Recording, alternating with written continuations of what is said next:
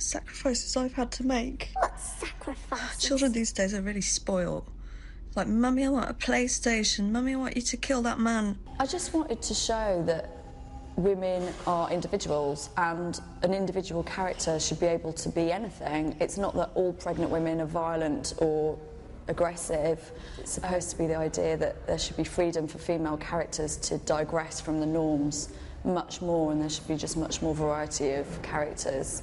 So this is my workbook from the film, which you actually see in the film. It just made me laugh, the idea of, you know, all this sort of fetishization of babies and the baby industry, and you're sold this idea that you've got to start filling out a diary for your baby, and that you've got to have all the correct things and everything's got to be pink and flowery. And I just thought the flip side of that would be a serial killer's manual. Shooting while pregnant was one thing, and actually that was quite easy. We only shot for 11 days. And I'd structured the script to be very doable and achievable. Then the edit came along, and that was a completely different thing with a tiny baby. So I was actually looking at the rushes at home with her on my lap as I was breastfeeding her or as she was sleeping, then sending notes back, you know, quickly before she starts crying or whatever.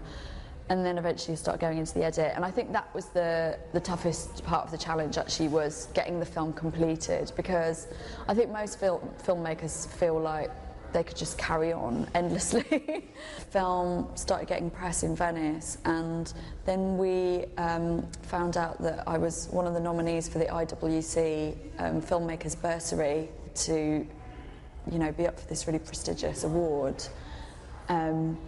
We couldn't believe it, really, because, you know, you can plug away doing low-budget indie stuff for a long, long time, feeling like nobody really cares about what I'm doing. I'm just plugging away because I love doing it.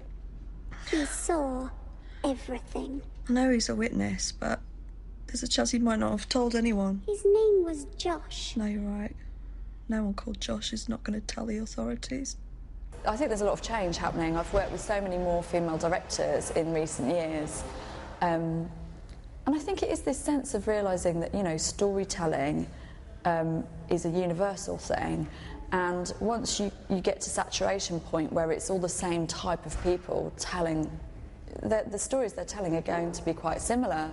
I'm quite pleased to be a female filmmaker, because I feel like I've really got stuff to say that I'm passionate about, that I feel like maybe this hasn't been said yet, maybe this hasn't been done yet.